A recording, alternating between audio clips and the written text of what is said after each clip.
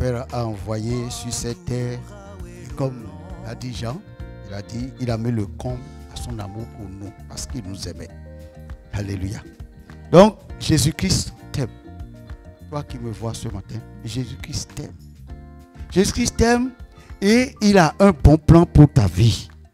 C'est pourquoi nous allons, sans tarder, commencer par voir un peu qu'est-ce qu'il a réservé pour toi et pour moi. Vous savez, dans ce monde, le diable, il existe. D'aucuns pensent que le diable n'existe pas. Il existe. Et il est puissant. C'est clair.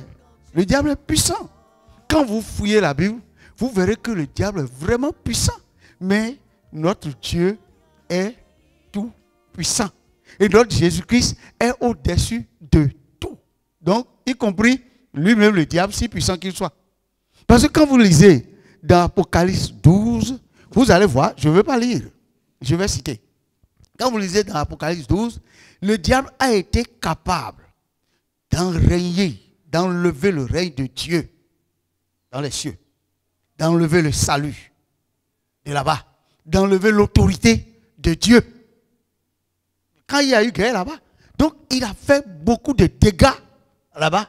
Et il a fallu que l'archange Michel et ses compagnons combattent avec lui, comptant sur le sang de Jésus-Christ et sur leur témoignage afin qu'il ne soit chassé sur la terre. Et quand il est chassé, le ciel a dit, il y a une grande voix qui a dit, ah, le salut est venu dans les cieux, l'autorité de notre Dieu est rétablie et le règne de notre Christ. Donc, ne jouez pas avec le diable.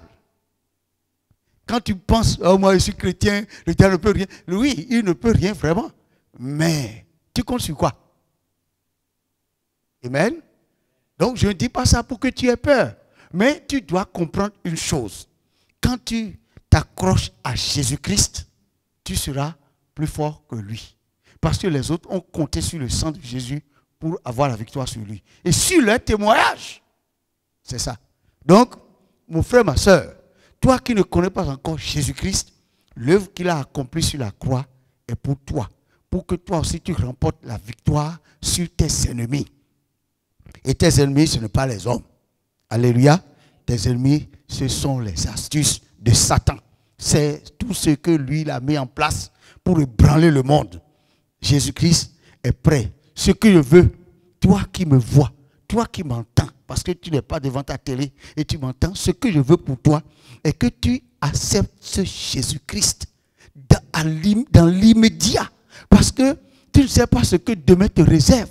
Si tu as l'opportunité d'entendre nos voix, de nous voir et assis dans ton divan et que tu écoutes ce message, je te demande au nom de Jésus-Christ, oui, reçois-le comme ton Seigneur et ton Sauveur. Parce que le diable n'a pas un bon plan pour toi.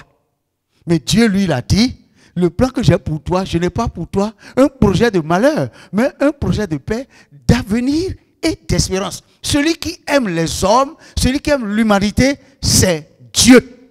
C'est pourquoi il a envoyé son Fils Jésus-Christ vers nous, pour venir nous chercher. Alléluia. Et quand Jésus est venu, lui aussi, il a mis le comble à son amour. Parce que Dieu nous a prouvé son amour. Et quand vous lisez dans Romains 5 au verset 8, on nous dit que Dieu prouve son amour envers nous en ce que lorsque nous étions encore ses ennemis, il a envoyé Jésus-Christ mourir à notre place. Alléluia. J'ai paraphrasé parce qu'il a dit, lorsque nous étions encore des pécheurs, Christ est venu mourir pour nous. Et quand Christ est venu, lui, comme j'avais dit au départ, il a mis le comble à son amour pour nous. C'est pourquoi dans Jean 15 au verset 12, il pouvait dire, il n'y a pas de plus grand amour que de donner sa vie pour ses amis. Alléluia. Jésus t'appelle ami, toi pécheur. Et quelque part dans la Bible, on dit, il n'a pas honte de nous appeler ses frères. Alléluia. Quel amour. Donc, saisis cette occasion et tu verras la gloire de Dieu. Alléluia. Et le sujet sur lequel nous allons méditer tout à l'heure là, c'est, je veux qu'on parle un peu de la croix et le sang de Jésus-Christ. C'est ça nous voulons voir un tout petit peu, quelques aspects, parce qu'on ne pourra pas tout dire, c'est un peu vaste. Lisez-moi dans Colossiens 1, verset 18 à 20. Colossiens 1, verset 18 à 20. Il est la tête du corps de l'Église. Il est le commencement, le premier-né d'entre les morts, afin d'être en tout le premier. Car Dieu a voulu que toute plénitude habitât en lui. Il a voulu par lui réconcilier tout avec lui-même, tant ce qui est sur la terre que ce qui est dans les cieux, en faisant la paix par lui, par le sang de sa croix. Amen. Amen. Alléluia. Nous n'allons pas traiter le message qui est dedans là, mais on va toucher la croix et le sang. Parce que quand vous voyez là, j'ai déjà dit un peu, Jésus-Christ est, Dieu veut que Jésus-Christ soit le premier en tout. Et la Bible dit, il est la plénitude de Dieu. Si tu veux avoir Dieu dans la plénitude, il faut t'accrocher à Jésus-Christ. Et toi, chrétien, qui est arrivé à l'église, tu as écouté l'évangile et tu as dit, je donne ma vie à Jésus-Christ, ça ne suffit pas.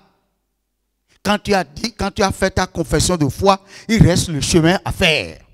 Alléluia. Il reste le chemin à faire. Parce que si tu veux vraiment avoir la vie et l'avoir dans la plénitude, comme Jésus-Christ lui-même a dit, c'est Jésus qui est la tête du corps qu'est l'église. Alléluia. Amen. Et il est le premier en tout. Dieu a fait de Jésus la tête de l'église. Et la Bible dit encore, ce passage nous dit encore que Dieu voulait que toute plénitude habita en Jésus-Christ. Donc, il y a toutes les plénitudes en Jésus-Christ. Donc, si quelqu'un a Jésus-Christ en lui, ça veut dire que toute plénitude habitera en lui aussi. Alléluia. Donc, la croix fait beaucoup de choses. Le sang de Jésus fait beaucoup de choses. La croix de Jésus-Christ, c'est là où tes péchés ont été crucifiés. C'est là que tu peux avoir une nouvelle vie. On dit par le sang de sa croix. Alléluia. Donc les deux marchent. Les deux marchent. Donc moi j'ai dit, pourquoi? Pourquoi la croix? Pourquoi? C'est pour le salut de l'humanité. Quand Dieu a créé Adam et il a donné sa femme, ils sont dans le jardin. Ce meurtrier, ce bonarier, ce petit Satan là, il est allé là les perturber. Parce qu'il a vu que sa place lui a été ôtée. Donc, celui qui va rester là. Mais je ne veux pas lui laisser la tâche facile. C'est pourquoi il est venu et arrivé dans le jardin, il est allé prendre le pouvoir que Dieu a donné à Adam. Parce que Dieu a dit, quand vous lisez à partir de Genèse là-bas, Dieu a tout mis sous l'autorité d'Adam. Il a dit, domine sur les poissons, domine sur les animaux, domine sur les oiseaux, domine sur tout ce qui se met sur la terre. Tout ce que Dieu a créé, Dieu a tout mis sous le pouvoir d'Adam. Mais quand le diable est venu, il lui a arraché ce pouvoir. Il est rentré dans le serpent, il a utilisé le serpent, et il lui a arraché ce pouvoir. Il a fallu que Jésus-Christ arrive pour lui prendre ce pouvoir et remettre à Adam. Alléluia. C'est pourquoi Dieu a créé l'homme libre et il a laissé libre. Si tu es sur cette terre, si tu n'invoques pas Jésus-Christ, si tu ne l'invites pas dans ta situation, il ne viendra pas. Parce qu'il t'a créé libre. Le vrai démocrate, c'est Dieu. Alléluia. Donc, qu'est-ce que je veux prendre dans la croix? Parce qu'on a dit qu'il voulait réconcilier, on a déjà entendu tout ça dans ce passage. Alléluia. Il voulait réconcilier le ciel et la terre. Donc Jésus-Christ, quand il est venu, il a dit, quand vous voulez prier, dites que le règne de Dieu vienne. Donc le règne de Dieu n'était pas sur la terre. Que le règne de Dieu vienne sur la terre. Que sa volonté soit faite ici comme on le fait au ciel. Donc le règne de Dieu n'était pas dans le monde. Malgré que Adam est là, il n'y avait pas le règne de Dieu. Dieu ne régnait pas. C'est pourquoi on appelle ici là le prince de la puissance, le diable, le prince de la puissance de l'air. C'est lui qui domine ici. Alléluia. Donc mon frère, ma soeur, ce que je veux que tu saches est que Dieu t'aime. Et cette croix sur laquelle Jésus-Christ est parti, ce bois sur lequel Jésus-Christ est parti, c'est pour toi qu'il est allé là-bas. Amen. Et si tu comprends cela, ça va te faire beaucoup d'avantages. Et c'est pourquoi les chrétiens, nous sommes bloqués. Parce qu'il y a beaucoup qui ne comprennent pas ce qui se passe dans le tabernacle, dans le sanctuaire de Dieu. Alléluia. Quand vous voyez le tabernacle, la porte même du temple, c'est ça déjà qui parle de Jésus-Christ. Parce que vous allez voir une couleur bleue qui parle du baptême de Jésus-Christ déjà. Parce que ça parle du baptême de Jésus-Christ. Et il y a la couleur cramoisie qu'on trouve là. Ça parle du sang de Jésus-Christ. Si tu crois que vraiment Jésus-Christ a souffert cette croix pour toi et tu le considères franchement, tu te confies en cela, tu vas passer par la porte qu'est Jésus-Christ. Parce que quand on parle de la porte du temple, c'est Jésus-Christ la porte. Il dit celui qui passera par moi entrera et sortira. Alléluia.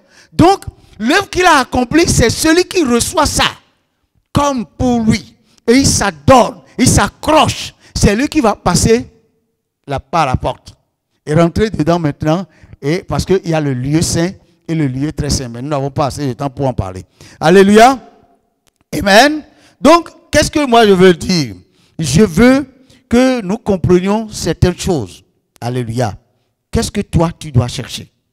Qu'est-ce que tu dois chercher? Je veux que nous cherchions, je veux parler un peu de ce que nous allons faire avec la croix. Je veux que le Saint-Esprit nous éclaire. Alléluia. Alléluia. Ah, amen. Donc, Jésus-Christ est là. Et nous allons lire. Par la croix, Jésus-Christ a détruit la totalité des puissances du mal. Lisez-moi Colossiens 2. Lisez-moi Colossiens 2. C'est au verset 15 qu'il a parlé de ça. C'est au verset 15 qu'il a parlé de ça. Allons-y. Il a dépouillé les dominations et les autorités et les a livrées publiquement en spectacle en triomphant d'elles par la croix. Amen. Amen. Amen. Amen. Il l'a livré publiquement en spectacle et il a triomphé sur lui par la croix. Donc, cet triomphe est à toi. Quand il disait, j'ai vaincu le monde, prenez courage, j'ai vaincu le monde, c'est que il a vraiment vaincu le monde. Parce qu'il a humilié Satan. Si on avait le temps, on va vous expliquer ça. Parce que, au temps où l'apôtre Paul parlait, quand on fait la guerre, le chef de guerre de l'autre côté, le général de l'autre côté, c'est ce général-là, quand ce général qui est vainqueur, lui, il va faire la parade avec le général vaincu.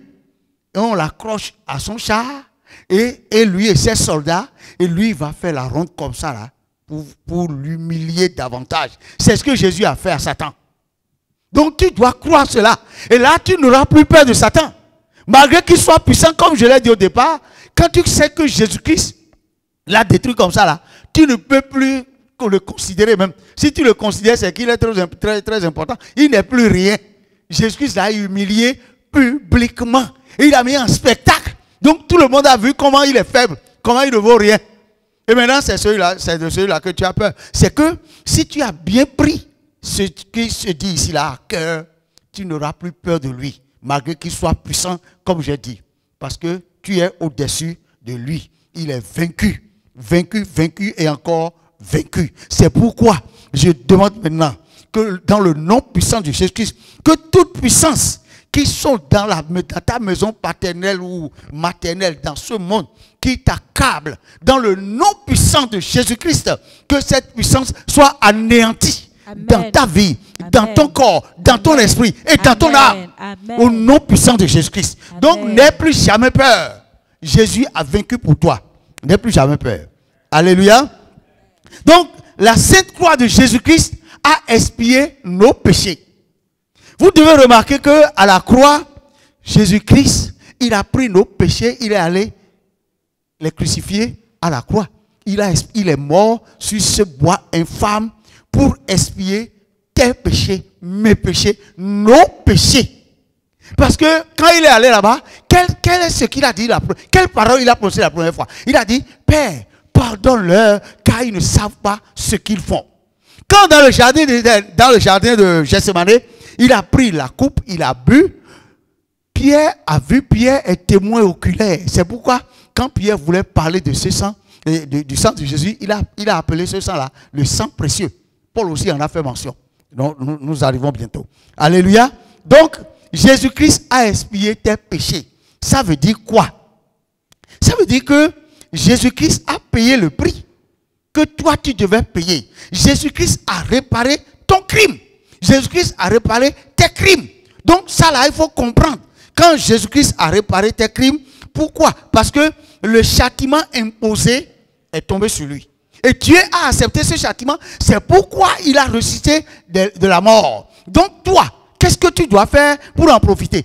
Tu dois chercher le chemin de la repentance. Tu dois te repentir pour en bénéficier. Parce que Jésus-Christ n'a pas fait l'œuvre, n'a pas expié tes péchés pour devenir ministre du péché. Alléluia. Non, il a fait pour que toi, tu te sentes coupable. Et lorsque tu te sens coupable, si tu fais recours à lui, il te donnera la capacité de vaincre. À la croix, ton salut vient de la croix. Alléluia. Donc, Jésus-Christ a expié tes péchés. A expié tes péchés. Amen. Amen. Donc, Jésus-Christ a expié tes péchés. Il t'a racheté. Lisez-moi Ésaïe 27, le verset 9. Ésaïe 27, le verset 9.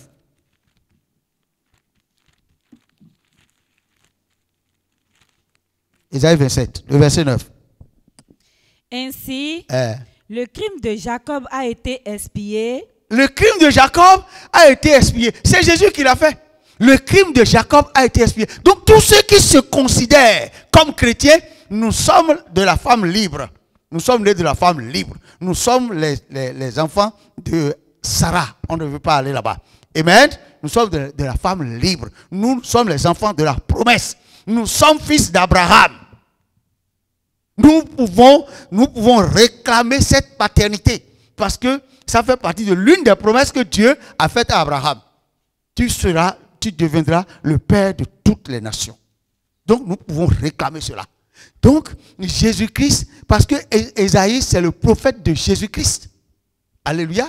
Il a dit, il a expié. Allons-y. Ainsi le crime de Jacob a été expié. Le crime de Jacob a été expié. Allons-y. Et voici le fruit du pardon de son péché. Alléluia. Donc le fruit de cette expiation est que toi, tu sois pardonné. Et quand Dieu pardonne, Dieu oublie. Ce n'est pas comme nous, on dit, on pardonne. Et on dit, en tout cas, quand je me vois là, je me rappelle encore un peu. Dieu a pardonné, c'est fini. Maintenant, qu'est-ce qui fait que nous n'acceptons pas ce pardon? Parce que tu crois que Dieu est comme toi. Tu dois prendre ce pardon-là par la foi. Il faut que ta foi saisisse ce pardon. Et lorsque ta foi saisit ce pardon, c'est fini. Considère que ce péché-là n'existe plus devant Dieu. Dieu a dit, autant le ciel est élevé de la terre et l'Occident de l'Orient, ainsi j'éloignerai vos péchés de moi. Il a dit, je les jetterai même derrière moi. Je ne me souviendrai plus de vos péchés. Alléluia. Donc il faut que tu crois que ça, Jésus-Christ l'a fait. C'est fini, tu n'es plus pécheur. Quand tu considères ça là, tu n'es plus pécheur. Tu t'accroches à la croix de Jésus-Christ. Donc tu peux demander, dans ta marche quotidienne, tu peux demander à la sainte croix de Jésus-Christ d'être avec toi. Quand la croix de Jésus-Christ est avec toi et tu marches avec la croix de Jésus-Christ, ça veut dire que ta nature, parce que la croix de Jésus-Christ combat ce que nous sommes. Notre vieille nature. Lorsque la croix marche avec toi, tu demandes à la croix, il faut que tu sois avec moi. Lorsqu'un péché arrive, ta nature, quelques fruits de ta vieille nature arrivent, la croix est là pour l'annuler. Alléluia. Il suffit de confier ça à la croix. La croix, tu es avec moi. Voilà la colère qui est arrivée. Il est déjà crucifié là-bas, non? Je l'envoie là-bas. Tu ne vas pas te mettre en colère. Alléluia. C'est que nous ne prenons pas ces choses pour l'utiliser. C'est pourquoi on pense que aller à la montagne de Dieu, c'est difficile. Hein? Non, Dieu a tout fait. Jésus-Christ a dit, tout est accompli. Donc, tu as tout ce qu'il te faut pour être enfant de Dieu. Tu as tout. Lorsque tu considères ça et que tu demandes à la croix de Jésus-Christ de marcher, d'être avec toi, il sera là, elle sera plutôt là avec toi. Mais qu'est-ce que tu vas faire avec? C'est pour détruire un peu ta vieille nature. Parce que le vrai combat, ce n'est pas au moment où nous sommes en train de prier, on dit, nous sommes venus au temps de la prière, les gens commencent par faire. Non, le vrai combat, c'est au moment où le sentiment du péché est là. Tu vas veiller et tu vas dire non, ça là ne passera pas par ici. Ça c'est pour hier ça.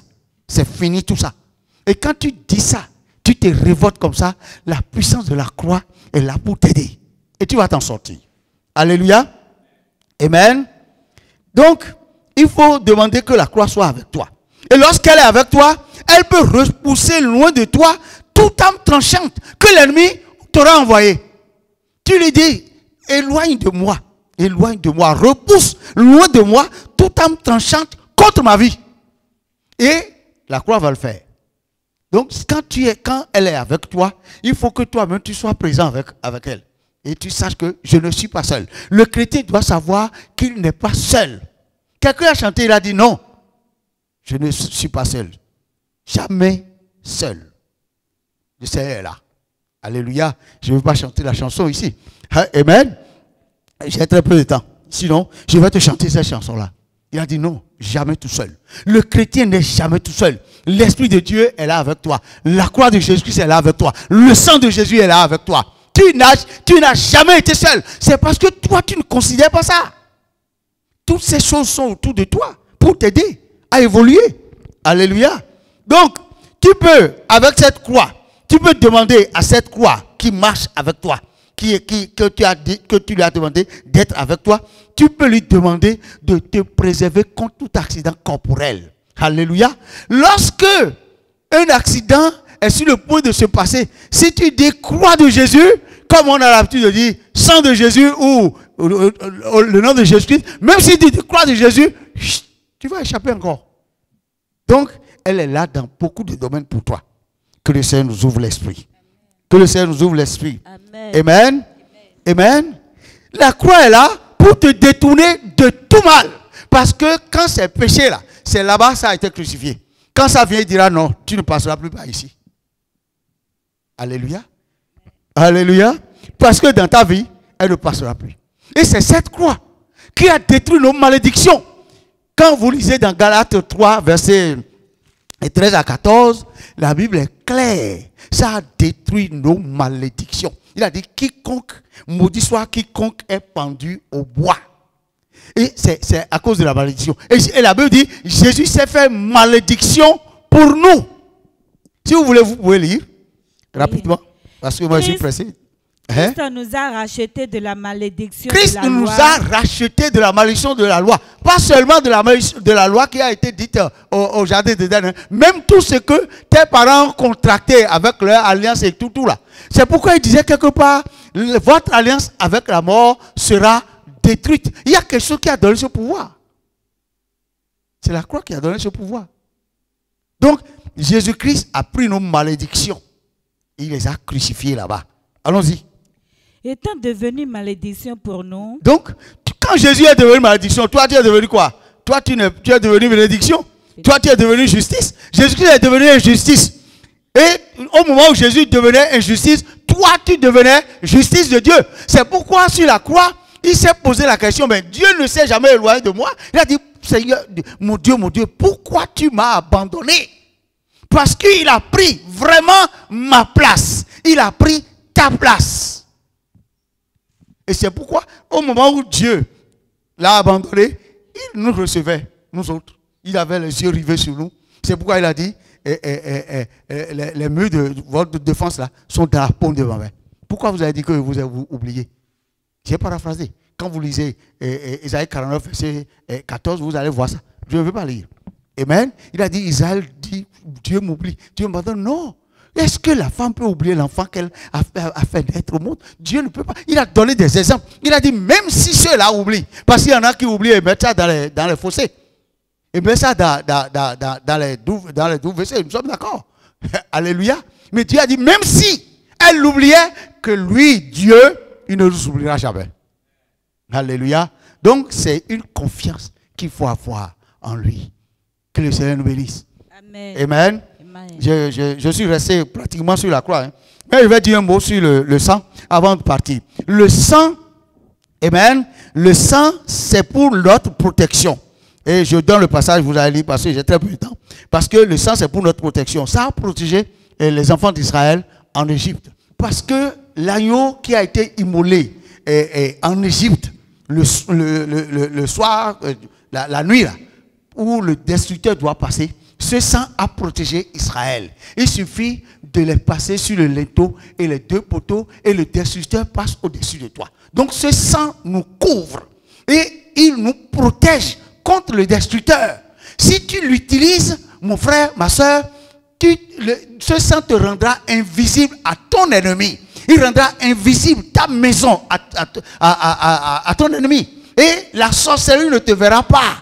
N'importe quoi qu'ils vont utiliser ne te verront pas. Il faut plonger ton enfant dans le sang, ta femme dans le sang, tes activités dans le sang. Tout ce qui t'appartient, plonge-les dans le sang. Et lorsque l'ennemi va voir ça, il ne pourra même pas s'approcher. Alléluia.